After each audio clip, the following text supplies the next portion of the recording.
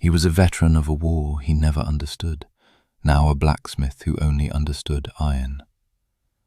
Then the Orc chieftain's daughter fell bleeding on his doorstep, and he understood the sharp, cold clarity of trouble.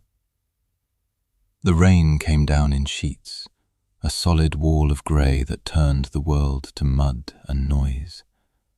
It was a good day for the forge. The damp air made the fire burn hotter, and the rhythmic percussion of his hammer on steel was a conversation Kael could follow. It was a language of force and form, of heat and yielding. He didn't need to parse intentions or search for lies. The iron told him everything. It told him when it was ready, when it was tired, when it would break. People were never so honest. His forge was his exile, a self-imposed sentence at the ragged edge of the kingdom. It sat nestled in the stony knuckles of the foothills, where the last of the tamed lands gave way to the wild. Few people came this way. The road was a rumour. The forest was thick with things that had teeth, and beyond that lay the territories of the Orc clans. Most sane folk kept their distance. Kael was not entirely sure he was sane, but he valued the distance. The solitude was a balm on old scars, a quiet he had earned with blood he'd rather forget. The war had taught him many things. It taught him how to march until his feet were raw, how to sleep in the mud, and how to tell the difference between the whistle of wind and the whistle of an arrow. Most of all, it taught him he was small. A single piece of punctuation in a long, brutal sentence written by kings and generals. Here, in his forge, he was the one who decided the shape of things. His world was the heat, the hammer, and the hiss of cooling steel. It was enough. Or it had been. The sound that broke through the storm and the ringing of his hammer was not thunder. It was the splintering of wood. He froze, hammer held aloft, every nerve ending honed by years of sleeping light going taut. He set the hammer down without a sound and took up the heavy iron poker from beside the hearth. It wasn't a sword, but it had weight and reach. He moved to the thick oak door of his workshop, his bare feet silent on the stone floor. Another crash, closer this time. The sound of a heavy body hitting the side wall of his small, attached cottage. A guttural curse followed, a word he didn't know but a tone he recognized. Pain, desperation. He peered through the small, grimy window. 3 figures, immense in the gloom, stumbled out of the tree line. Orcs. They were hunched against the wind, their movements ragged and exhausted. One of them, the largest, was supporting another who listed like a foundering ship. The third lagged behind, turning to look back into the darkness of the woods, a notched axe held in a 2-handed grip. Even from here, Kael could see the dark stains that slicked their leather armor, stains that weren't from the rain. His first instinct was cold and practical. Bar the door, douse the forge light, wait for them to pass, or die. This was not his fight. He had retired from the business of other people's fights. But they weren't passing. They were coming right for his door, a last desperate lurch toward the faint glimmer of his forge light. The one in the lead, the largest, collapsed just as she reached his porch. She didn't fall so much as fold, her legs giving out from under her, sending the one she was supporting sprawling into the mud. The third rushed forward, placing herself between the fallen two and the unseen threat in the woods. Kael's hand tightened on the poker. He saw the flicker of torchlight deep in the trees, like malevolent fireflies. They were being hunted. He had a choice etched in sharp relief: safety or a foolishness he thought he had long since beaten out of himself. The orc on the ground pushed herself to her knees. It was a she, he realized. Her face, broad and strong-jawed, was contorted in a mask of pain. A wicked-looking gash ran from her temple down her cheek, and her left arm was bound in a crude, blood-soaked bandage. She looked up, and her eyes, the colour of moss in deep shade, met his through the window. There was no plea in them. There was only a burning, defiant fire, a challenge. He saw the soldier in her. He saw the cornered animal. He saw something he recognized from the dregs of his own memory. He swore, a low, bitter sound. Then he moved. He unbarred the door and pulled it open. The wind and rain howled into the forge, scattering sparks from the hearth. Inside, he grunted, the word feeling rough and foreign in his throat. Now. The standing orc spun, axe raised, a snarl twisting her lips to reveal formidable tusks. Her eyes were narrowed slits of pure suspicion. The one on her knees, the leader, he guessed, held up a hand. A single, sharp command in her tongue cut through the storm. The guard hesitated, glancing from Kael to her leader, then back to the woods where the torchlight was growing brighter, multiplying. The leader pushed herself to her feet, swaying. She was tall, taller than him by a head, and built with the solid, brutal grace of a predator. She met his gaze again. Her voice, when it came, was a low rasp, each word in the common tongue costing her something. Why? It was a fair question. He didn't have a good answer. Because they have torches, and I have a roof. He gestured with the poker. Get in or die out here. Makes no difference to the rain. For a long moment she just stared, assessing him. He stood his ground, letting her look. Let her see the calloused hands, the soot-stained clothes, the exhaustion that had settled deep into his bones. Let her see he was no knight-errant, no hero looking for a cause. He was just a man who was tired of seeing things die in the mud. She gave another clipped order. The guard and the third orc, who had been lying silent and still, hauled the wounded one inside. The leader followed, her hand never leaving the hilt of a massive chipped blade strapped to her back. She moved with a pained stiffness that betrayed more injuries than the visible ones. Kael shut the door and dropped the heavy bar into place. The sound was a definitive thud, sealing them in, sealing the world out.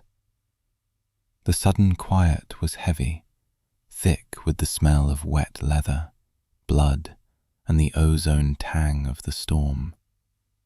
3 orcs, 2 of them armed and hostile, were now in his forge.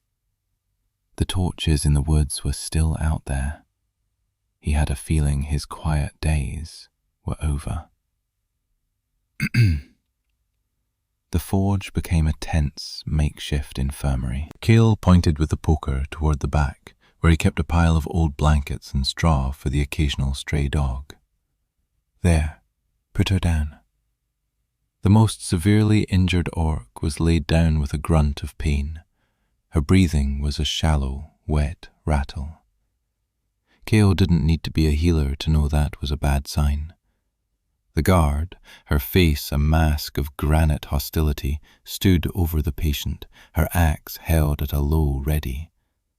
The leader leaned against the stone wall next to the hearth, her eyes tracking his every move. Kael ignored them. He went to the fire, stoked it, and hung a small kettle of water over the flames.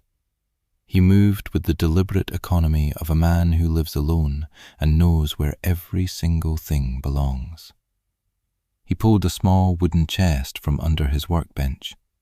It contained the sum of his medical knowledge: clean rags, a needle and gut, a jar of foul-smelling poultice made from river moss and herbs, and a bottle of cheap, searing brandy. Army medicine. Brutal, but effective. He brought the supplies over and knelt by the injured orc. The guard bristled, her knuckles white on the axe handle. "Scath," the leader rasped. The guard flinched but held her ground. Kael looked up at the leader. "I can't help her if your friend puts that axe through my skull." "She will not," the leader said. It wasn't a promise. It was a statement of fact, a declaration of her authority. He nodded slowly, accepting it. He turned his attention to the wound. It was a nasty puncture on the orc's side, deep and ragged. An armor-piercing arrowhead, most likely. He worked quickly, his hands sure and steady. He cleaned the wound with hot water and brandy, earning a pained hiss from the unconscious orc. The guard watched him, her eyes burning holes in the side of his head. He could feel her hatred, a palpable thing in the small space. He understood it. In her world, a human offering help was likely a prelude to a deeper betrayal. He stitched the wound closed with practiced, ugly stitches. They weren't pretty, but they would hold. He slathered the poultice over the area and bound it with clean rags. He did all of this without speaking, his focus entirely on the task. This was like working iron. You saw the damage, you assessed the material, and you applied what was necessary. There was no room for sentiment. When he was done, he sat back on his heels. The injured orc's breathing seemed a little easier. Maybe she would live. Maybe not. He had done what he could.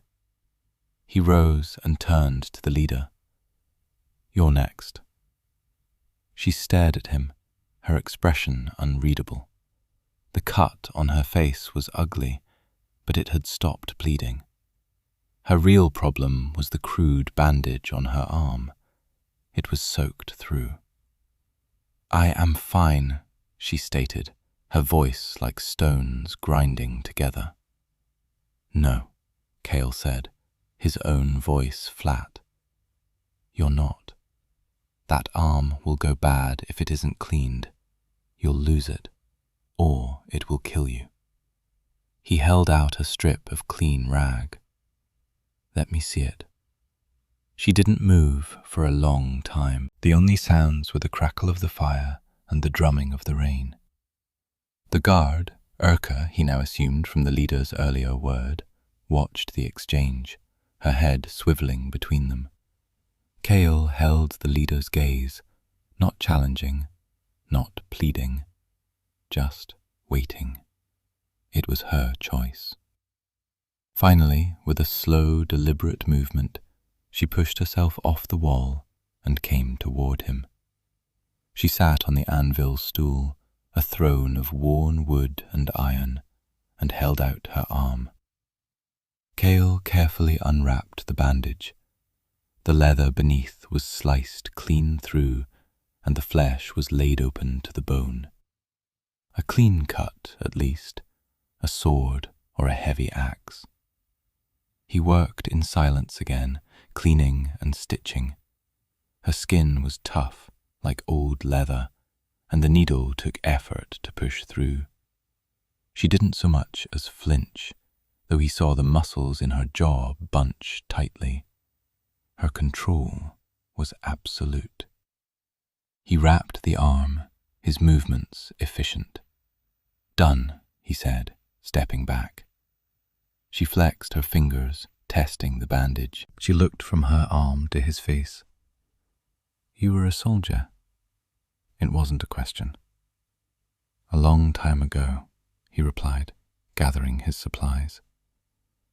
Humans and orcs fought, she said, her eyes boring into him. You killed my kind. I killed who I was told to kill, Kael said, his back to her. He put the chest away. And your kind killed mine. It was a war. That's what happens. He turned back to face her. The war is over. For me, anyway. She considered this, her head tilted slightly.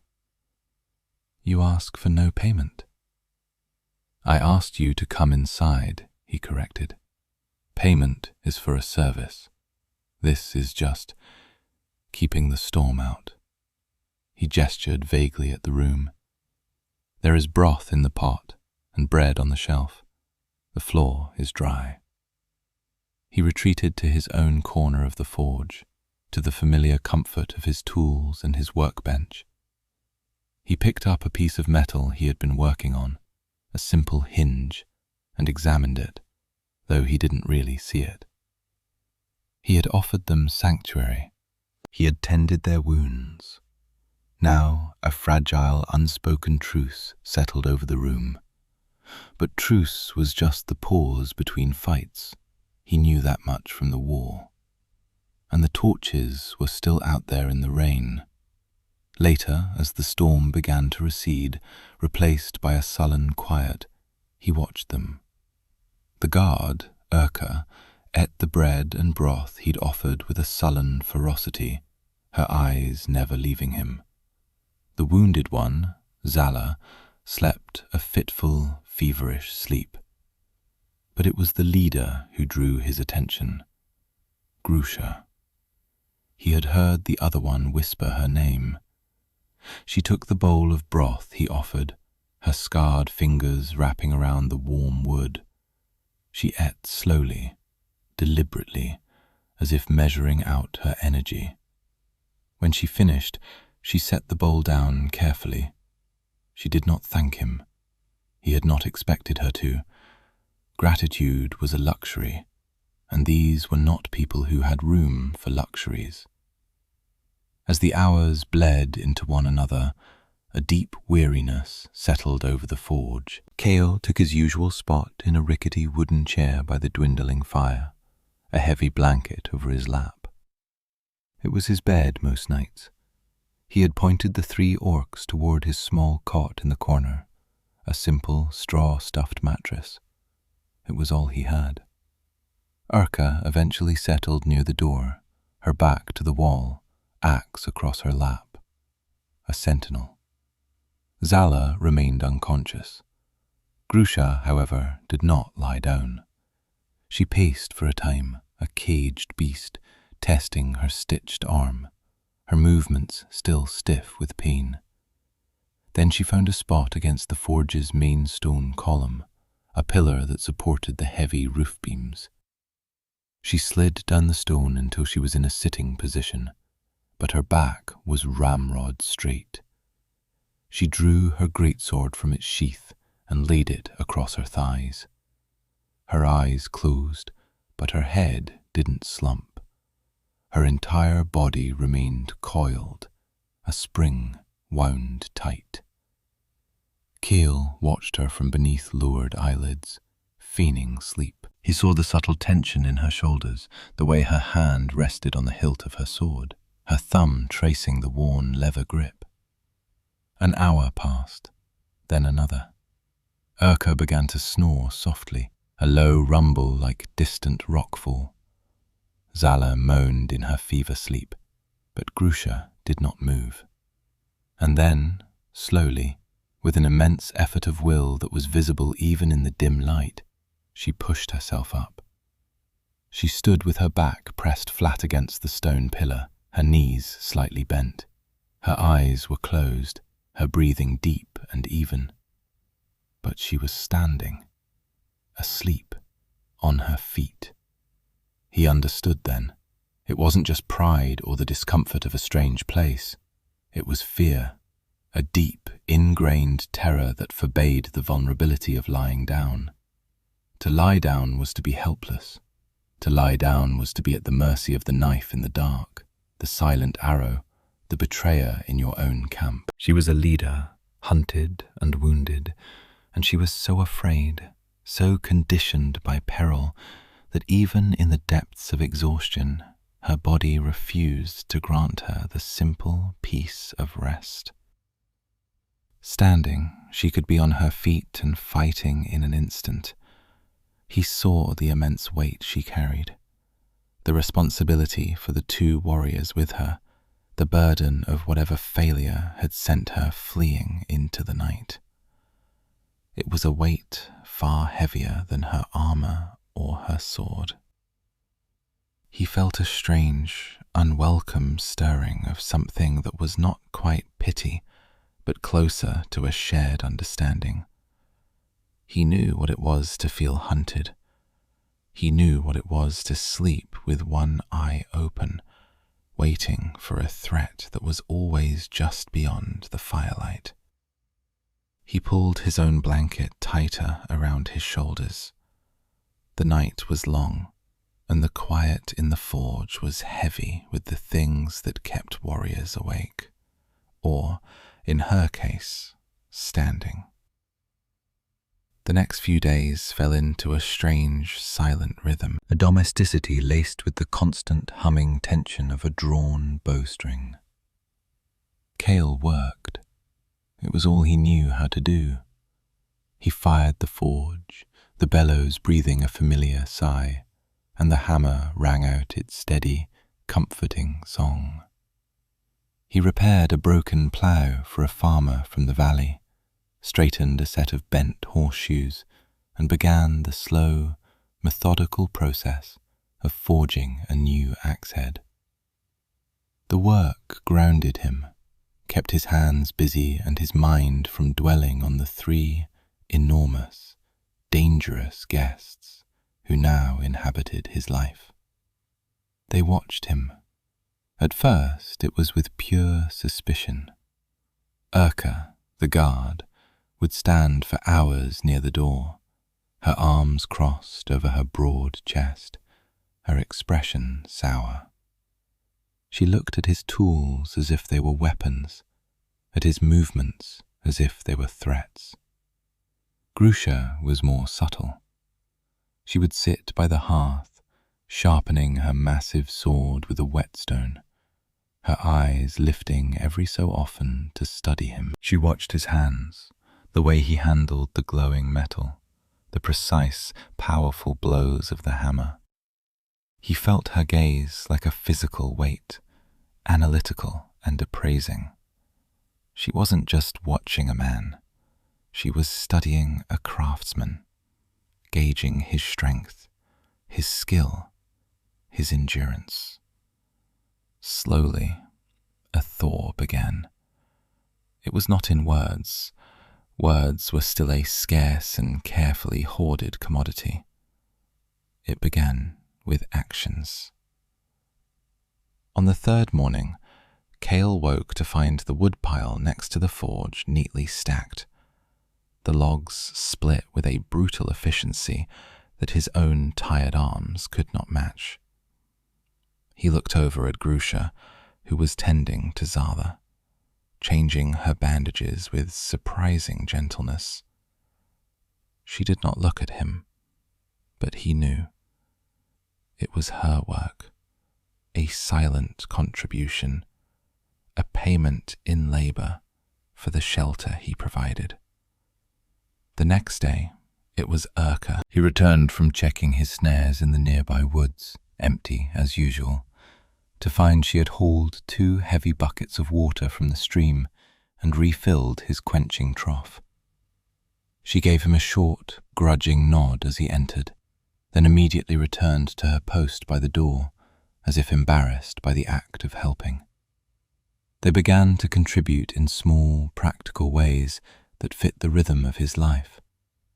They cleaned the bowls after the thin stew he made, mended a tear in one of his work shirts with their own rough gear repair kit, and kept the fire fed while he was engrossed in his work. They were integrating themselves into the small ecosystem of the forge, creating a space for themselves through utility. Zala's fever broke on the 4th day.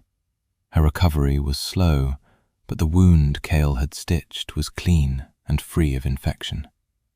He saw Grusha place a hand on Zala's forehead, a brief, almost tender gesture, before her face hardened back into its usual stoic mask. The relief was there, but it was buried deep. A quiet moment occurred one evening. Kael was working late, trying to finish the axe head.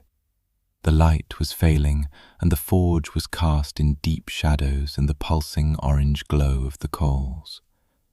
He was tired, his shoulder aching from the constant swing of the hammer. He fumbled with a pair of tongs, nearly dropping the hot metal. A large hand entered his field of vision, holding a lantern aloft. It was Grusha. She stood beside the anvil, holding the light steady, illuminating his workspace perfectly. She didn't speak. She just stood there, a silent, unmovable pillar, holding the light for him as he worked. He hammered out the final shape of the blade, the two of them working in a strange, unspoken partnership. When he finally plunged the glowing steel into the water with a satisfying hiss, he looked up at her. "Thank you," he said, the words feeling inadequate. She gave a single, almost imperceptible nod and went back to the fire. But something had shifted, an acknowledgement, a shared purpose, however small. Later that night, he fell asleep in his chair again, utterly spent. He woke in the cold hour before dawn with a strange sense of warmth. He was stiff, his neck crying out in protest, but he wasn't cold. Someone had draped a heavy fur-lined cloak over him. It smelled of pine, leather, and oak. He looked over. Grusha was in her usual spot, standing sentinel against the stone pillar, apparently asleep. But her own cloak was gone. He sat there for a long time, the heavy warmth of her cloak a stark contrast to the chill in the air. It was the most vulnerable gesture yet. She had given him her own protection from the cold, while she slept on her feet, ever vigilant. It was a reciprocal act of care, a quiet message that his own small kindnesses had been seen and were being returned. The conversation, when it finally came, was by the fire, as it always is. Zala was asleep, Urko was outside walking the perimeter, and the forge was quiet. Kael was oiling his tools, the familiar ritual a comfort. "This life," Grusha said, her voice startling him out of his reverie. "You chose it?" Kael looked up. She was watching the flames, her face a landscape of shadows and scars. "No," he said after a moment. "Not really. It's what was left after the war." "You do not speak of the war," she observed. "Nothing good to say," he replied, rubbing oil into the handle of a file.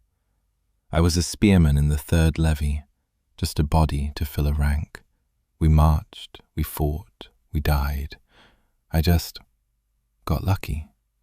I didn't die." He paused, the memory tasting like rust. "I saw a lot of good men get buried in foreign mud for a line on a map. When it was over, I didn't want to be around people anymore. All that noise, all that ambition." He gestured around the forge. "Here, it's quiet. The iron doesn't lie." She was silent for a time, digesting that. "You are skilled," she said. It was a high compliment coming from her. "Your hands know their work. It is a strength." "It's a trade," he said simply. "In my clan," she began, her voice low. Strength is measured in battle, in the taking of trophies, the breaking of shields. A smith is a useful tool, but not a warrior, not a leader. He could hear the bitterness in her voice. And you're a leader, he stated. Her eyes flashed toward him, sharp and dangerous. I was. The words were clipped, final. She offered no more. But it was a crack in the armor, a hint of the betrayal she had mentioned before. Someone, her own people, had judged her and found her wanting, or had simply wanted what she had. High status. Betrayal. It was a story as old as kings. Seems to me, Kael said, setting his file down, that keeping your people alive is a better measure of a leader than collecting trophies. He looked over at the sleeping forms of her 2 retainers. They followed you into this. They trust you. That's a strength your clan's measure doesn't account for. Grusha stared at him, her mouth a firm line. He thought for a moment he had overstepped, that her pride would rise up like a wall. Instead, a flicker of something unreadable crossed her face. It wasn't gratitude. It was recognition, as if he had just given voice to a truth she had been holding onto in the dark, a small, stubborn ember against a cold wind. She said nothing more that night, but the next morning he found her greatsword lying on his workbench. There was a deep nick in the blade from a parry, and the leather on the hilt was coming undone. It was an offering, an act of profound trust. She was giving him her weapon, her life's companion, to mend. He picked it up. The sword was heavy, brutally functional, but perfectly balanced. He could feel the history of it in his hands. He fired the forge and set to work. This was a language he understood perfectly. The first sign of trouble came not as a shout, but as a whisper on the wind. Kael was outside, splitting the last of the logs Grusha had chopped, when he saw it. A glint of reflected sunlight from the ridge overlooking his valley. It was gone in an instant, but it was enough. He was no tracker, but he'd spent enough time in the wilderness during the war to know the difference between a wet rock and polished steel.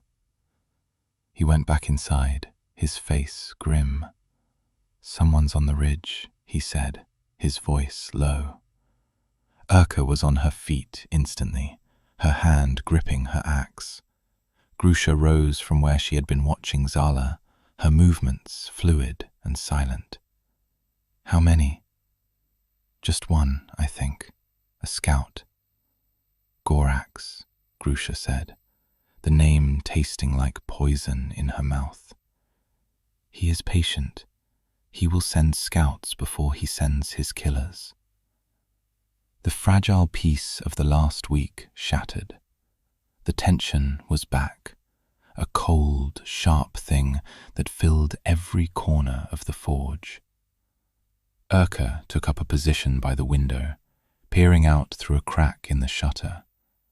Grusha began checking her armor, her movements economical and precise.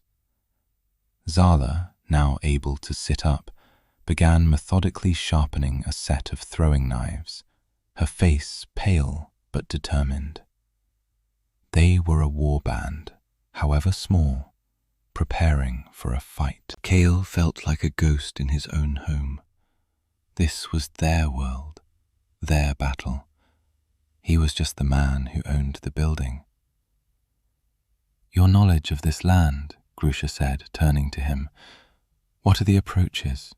Where would an ambush be laid? He was taken aback. She was including him, consulting him. He walked over to his workbench and cleared a space, wiping away the soot with a rag. He took a piece of charcoal and began to sketch the valley. The main path is a bottleneck here, he said, drawing a narrow pass. Easy to defend, easy to see anyone coming. But there's a goat trail over the western ridge. It's steep, but it would let them come down behind the forge. He drew another line. And the stream bed. It's mostly dry this time of year. It offers cover almost all the way to the tree line. Grusha studied the crude map, her brow furrowed in concentration. The stream, she decided. He will use the stream. He favors subterfuge. I have snares set in those woods, Kael offered. For rabbits and deer. Not meant for orcs, but they'd make a noise. A grim smile touched Urka's lips for the first time since she had arrived. Good, she grunted. Let them make noise. The day passed in watchful silence. Every gust of wind, every snap of a twig, sent a fresh jolt of adrenaline through the air. Kael found himself watching the trees, his old soldier's instincts kicking in, instincts he had tried so hard to bury. He hated the feeling, the cold knot in his stomach, the way the world seemed to narrow down to a series of potential threats. The attack came at dusk, not with a full-throated war cry, but with a sudden, sharp yelp from the woods, followed by a curse, one of Kael's sneers. They are here, Grusha stated needlessly. She grabbed the greatsword he had repaired for her, its edge now keen and true. She gave him a sharp, assessing look. Stay inside. Bar the door behind us. This is my home, he said, the word surprising him. He picked up the newly forged axe head he had been working on and hefted it in his hand. It had no handle, but it was a heavy, sharp piece of steel, a formidable weapon in close quarters. I'm not hiding while you fight for it. Grusha stared at him, and for a second he saw that same flicker of recognition he had seen before. She didn't argue. She just nodded. The stream bed. Urka with me. Zala, watch the main path. Fire an arrow if you see more than 3. The 2 large orcs slipped out the back door like shadows, melting into the twilight. Kael moved to the front, standing beside Zala at the main window. His heart was a cold, heavy hammer in his chest. They heard the sounds of the fight from the woods near the stream, the clash of steel, a low, orcish war cry, cut short by a wet, choking sound. It was brutal and quick. Kael gripped the axe head, his knuckles white. He was not a warrior, not anymore. But the thought of these women who had shared his fire and his food, dying just outside his door, filled him with a cold rage. Minutes later, Grusha and Urka returned. Urka had a fresh cut on her arm, but she was grinning, a fierce, bloody smile. Grusha was untouched. 4, she reported, wiping her blade on the grass. Scouts, Gorak testing our defences. They came back inside, the smell of blood and battle clinging to them. Urka let Zala tend to her new wound, grumbling about the poor quality of Gorak's warriors. The immediate threat was over, but no one was fooled. This was just the beginning. They know we are here now, Grusha said, her voice heavy. He will not send 4 next time. He will send 40. She looked around the small forge, at the stone walls and the sturdy oak door. This place, it is strong, but not strong enough. We should leave, Urka growled, flee to the broken peaks. We can lose them there. No, Grusha said, her voice cutting across the room like iron breaking. Zala is not fit for the mountains, and we are done running. She turned her gaze to Kael. It was intense, heavy with unspoken questions. This Gorak, he wants you dead, Kael stated. He wants my head, she corrected grimly. He wants the Blood Tusk clan, and he cannot hold it while I still draw breath. There it was, a name, Blood Tusk. One of the largest, most powerful clans in the territories, and she was its hunted heir. The scale of her trouble, of the danger she had brought to his door, suddenly expanded. This wasn't a small feud. This was a war for succession. He looked from her determined, scarred face to the worried faces of her retainers. He looked at his forge, his quiet sanctuary, now the target of an orc warlord. He could tell them to leave. It would be the smart thing to do, the sane thing to do. Cast them out, and maybe Gorak would pass him by. But he remembered the feeling of her cloak over his shoulders in the cold of the night. He remembered her holding the lantern for him while he worked. He remembered the simple, profound trust of her handing him her sword to be mended. "The walls are stone," Kael said, his voice surprising him with its steadiness. "The door is oak with an iron bar. The windows are small. If they come, we will make them pay for every inch."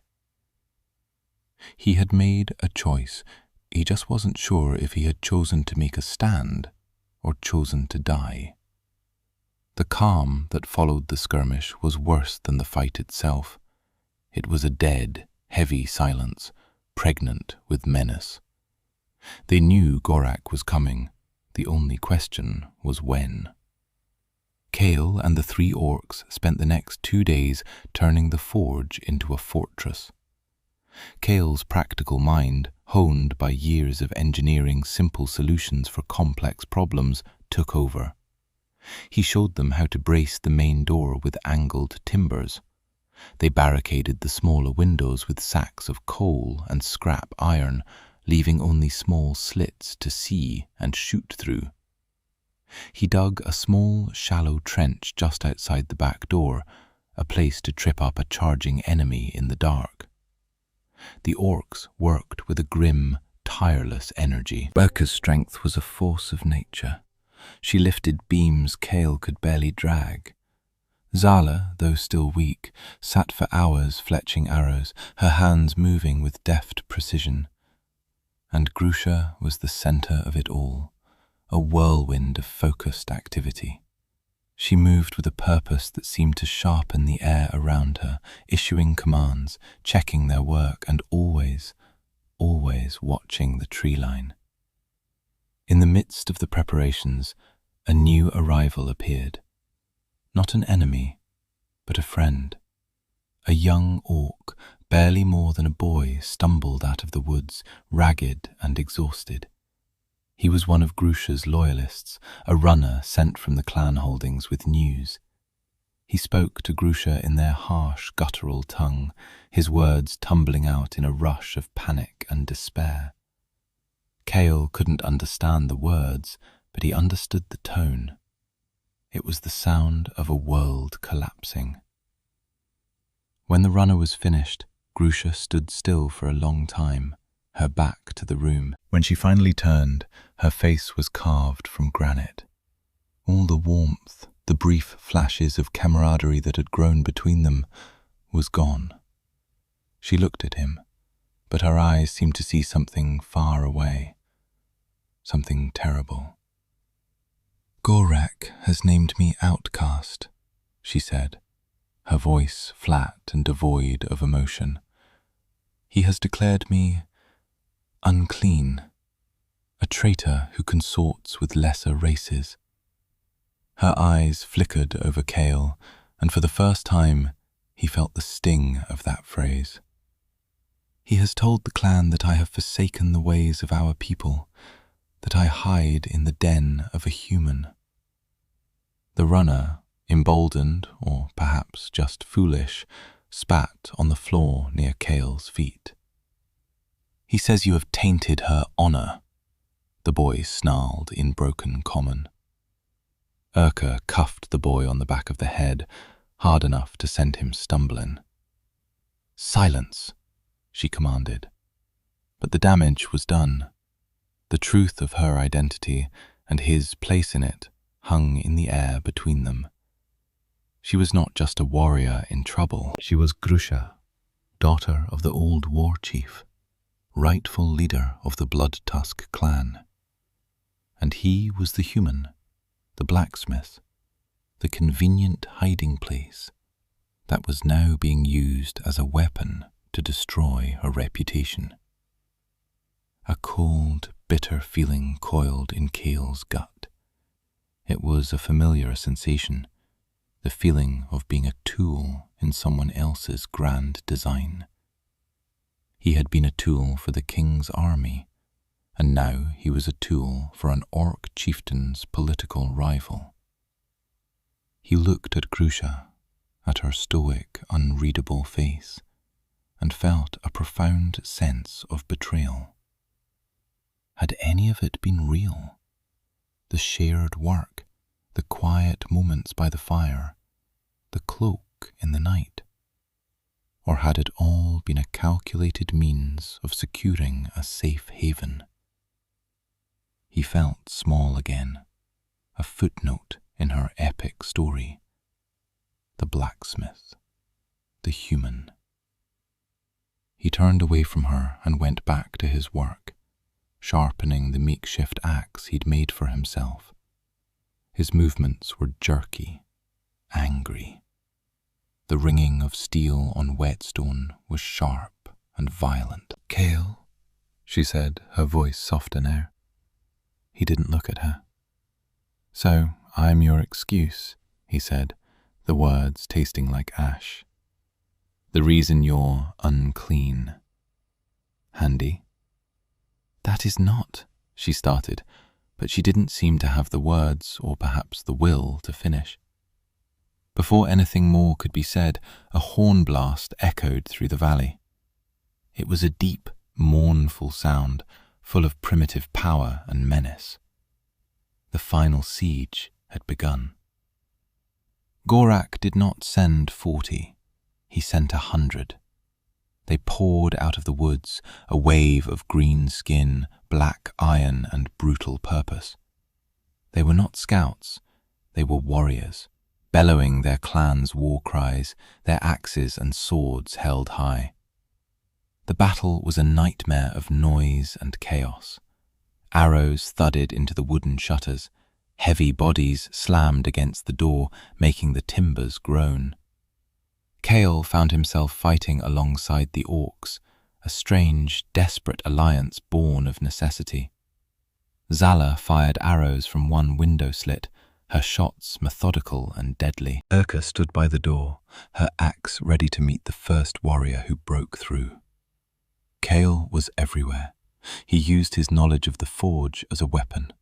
When orcs tried to pry open a shutter, he used his longest tongs to thrust a glowing piece of iron through the gap, rewarded by a howl of agony. He hurled broken tools, chunks of scrap metal, anything with weight and an edge. His world narrowed to survival, to the primal, ugly business of killing. Grusha was a storm of destruction. She moved from window to window, her greatsword a blur of motion, meeting every attack with a ferocious, controlled violence. She was no longer the quiet, watchful guest. She was a war chief in her element, and it was a terrifying and magnificent thing to behold. But they were too many. The door began to splinter under the repeated blows of a battering ram. The roof, struck by flaming arrows, caught fire, and thick, choking smoke began to fill the forge. They were being overwhelmed, buried under the sheer weight of numbers. Gorak himself appeared at the shattered remains of the door, kicking it open. He was immense, larger even than Grusha, his face a roadmap of old scars and fresh ambition. A cruel, triumphant sneer twisted his lips. "Daughter of the tusk," he bellowed, his voice dripping with contempt. "Your den is burning. You hide behind your human pet. Come out and die with honor." Grusha met his gaze, her face smudged with soot, her arm bleeding from a fresh wound. She was breathing heavily, exhausted but unbroken. Her eyes were chips of green ice. She looked from Gorak to Kael. He was standing near the anvil, the handleless axe clutched in his hand, a piece of jagged metal in the other. He was covered in grime and blood, some of it his own. He was out of his depth, a minnow in a sea of sharks, but he was still standing. He met her gaze, and in that moment, in the heart of the fire and the chaos, he saw the truth. He saw the regret in her eyes, the silent apology for the danger she had brought him, and he saw something else. Respect. Then she did something that stunned everyone into silence. She raised her greatsword and slammed the pommel against a hanging iron pot, the sound ringing out like a judgment bell. The fighting faltered as warriors from both sides turned to look. "Gorak!" she yelled, her voice carrying over the crackle of the flames. "You name me outcast.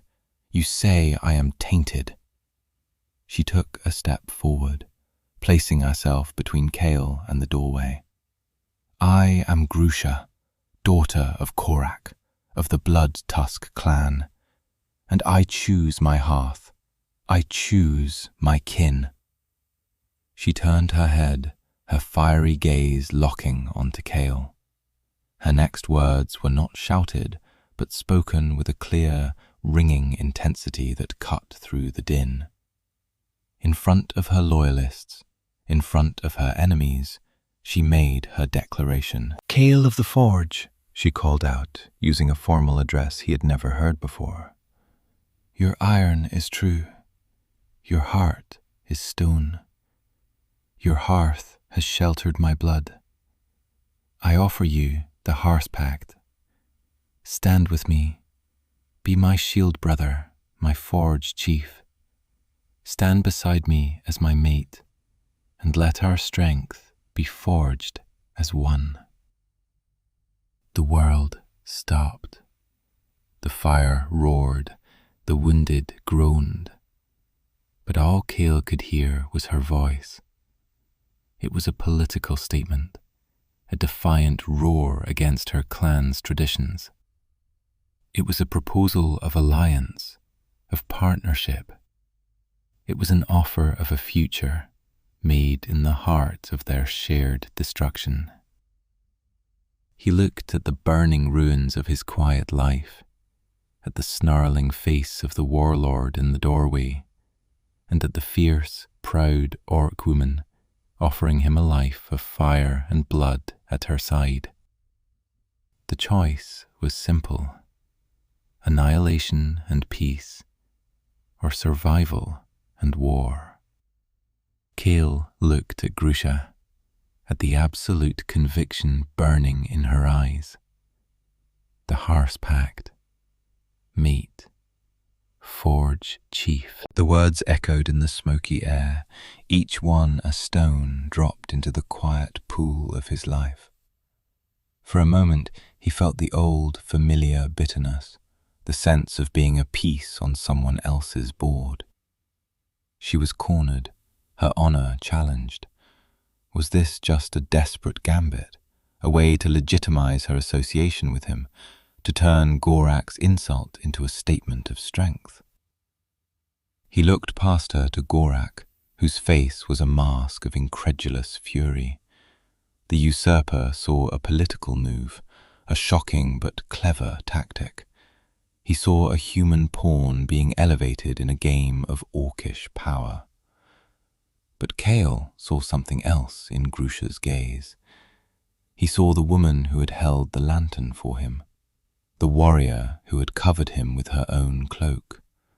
She was not offering him a title as a tactic.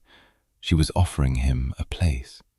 She was telling him, in the only way she knew how, that she saw him, not as a lesser, not as a pet, but as an equal, as someone whose strength, the strength of the forge, of quiet endurance, of unshakable integrity, was as valid as the strength of the sword. He thought of his old life, the one that was now turning to ash around him, the quiet solitude, the lonely meals, the endless, ringing silence. It had been safe. It had also been empty. He took a step forward, his bare feet crunching on shattered pottery. He met her gaze, his own eyes clear and steady. He had been a spearman in a forgotten levy, a blacksmith on a forgotten road. He had spent his life being defined by others. Now, for the first time, he would define himself. He accepted her offer, but on his own terms. "No," he said, his voice quiet but carrying in the sudden lull. A flicker of confusion, of hurt, crossed Grusha's face. Gorak let out a triumphant laugh. "Not your shield, brother," Kael clarified, his voice growing stronger. He took another step, coming to stand beside her, facing the enemy. He was smaller, slighter, a piece of river stone next to a granite boulder, but he did not shrink. "I will not stand behind you. I will not be your shield."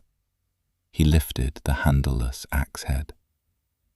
"I will stand beside you." He looked Gorak dead in the eye. "I am Kael, a blacksmith, a human, and this is my home you are burning." He then turned his head to Grusha, his gaze softening almost imperceptibly. "I accept the pact, as your mate, as your partner, beside you." A slow, fierce smile spread across Grusha's face. It transformed her, chasing the shadows from her eyes. It was a look of profound victory, not over Gorak, but over the traditions that had nearly strangled her. She understood. He was not accepting a role she had created for him. He was claiming his own, right there with her.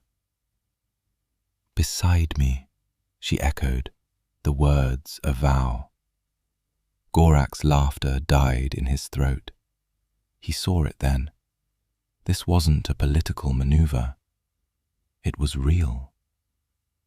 The sight of the human and the orc chieftain standing together amidst the flames, not as protector and protected, but as a unified front, was a more potent symbol than he could have imagined. It was a new kind of power, one he didn't understand and could not defeat with brute force alone. "Kill them!" he roared, his fury breaking the spell. "Kill them all!" The battle erupted anew, but something had changed. Urka and Zala fought with renewed ferocity, inspired by their leader's defiance.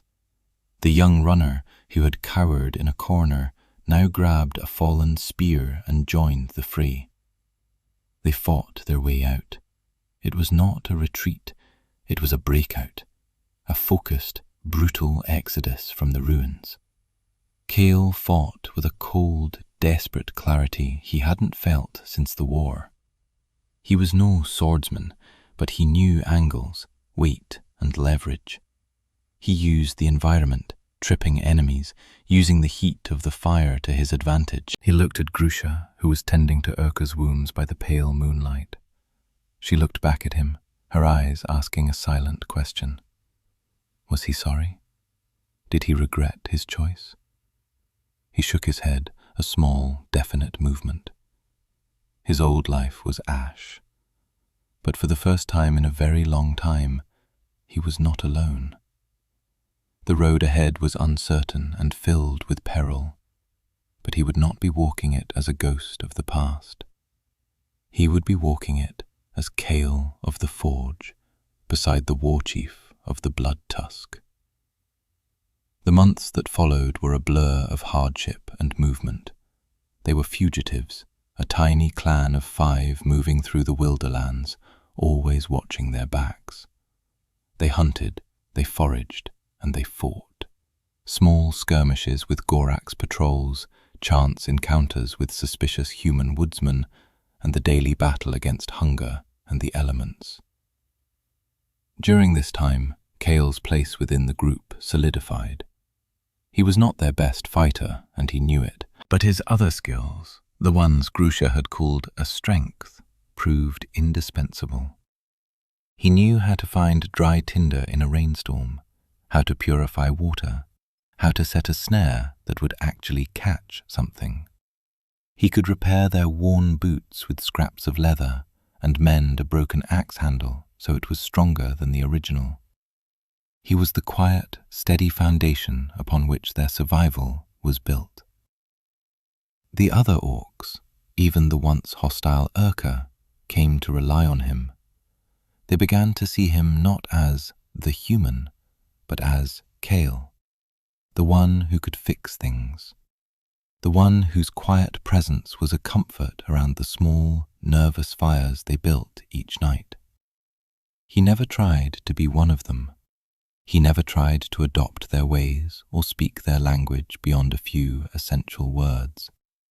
He simply was who he was, a blacksmith, a craftsman, a man of practical solutions. And in this harsh new world, that was more than enough. His bond with Grusha deepened, forged not in grand pronouncements, but in the shared misery of the road. It was in the way she would leave the best piece of roasted meat for him, or the way he would ensure her bedroll was always in the most sheltered spot. It was in the long, silent hours they spent on watch together, sharing a water skin, their shoulders almost touching, drawing strength from each other's presence. He learned the landscape of her moods, the tightening of her jaw that meant worry, the distant look in her eyes that meant she was thinking of her lost clan. She, in turn, learned to read his silences, to see the weariness in the slump of his shoulders and the resolve in the set of his jaw. Eventually, they reached the Broken Peaks, a vast, inhospitable mountain range where Gorax influence waned. Here, nestled in a hidden valley, was a small, forgotten stronghold of the Blood Tusk clan, loyal to Grusha's father. It was here she would make her stand. Their arrival was met with a mixture of relief, joy, and deep suspicion. The 50 or so warriors of the stronghold welcomed their rightful chieftain, but they stared at Kael with open hostility. A human in their midst, and one declared to be their chieftain's mate.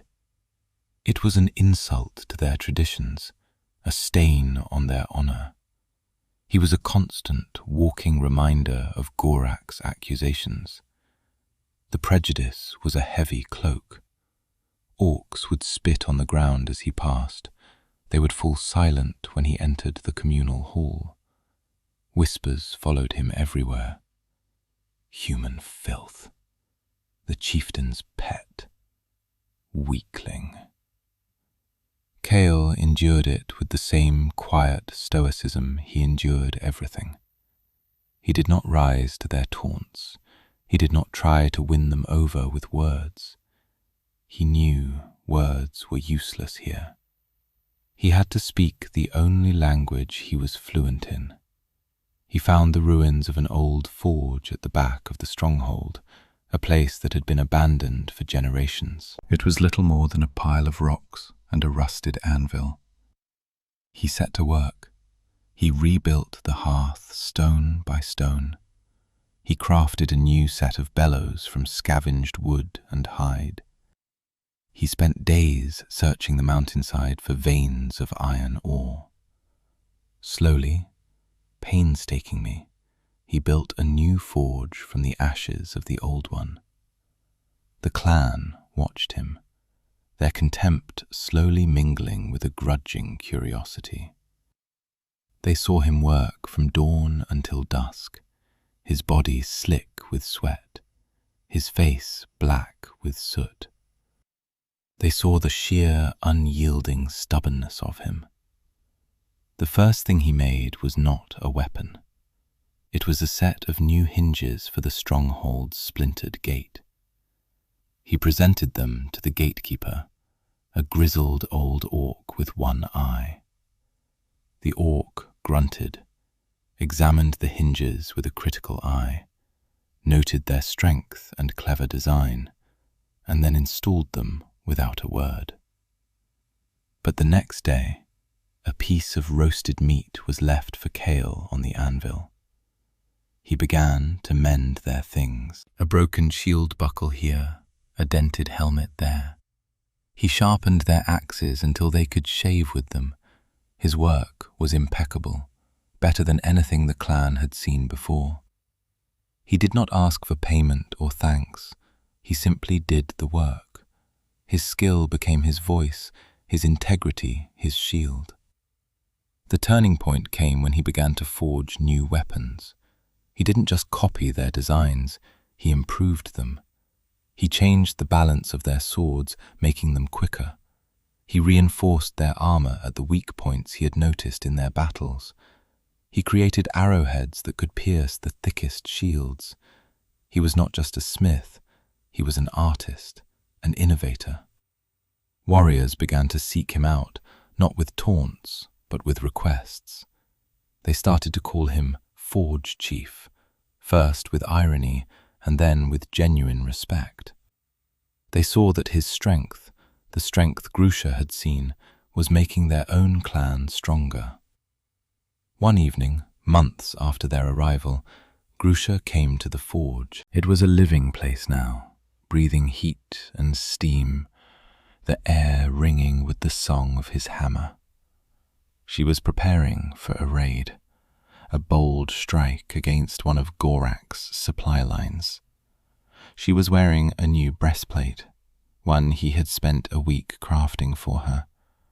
It was a masterpiece of dark iron and subtle craft, shaped perfectly to her form, stronger and lighter than her old one. He moved to check the fittings, his hands moving over the clasps and leather straps.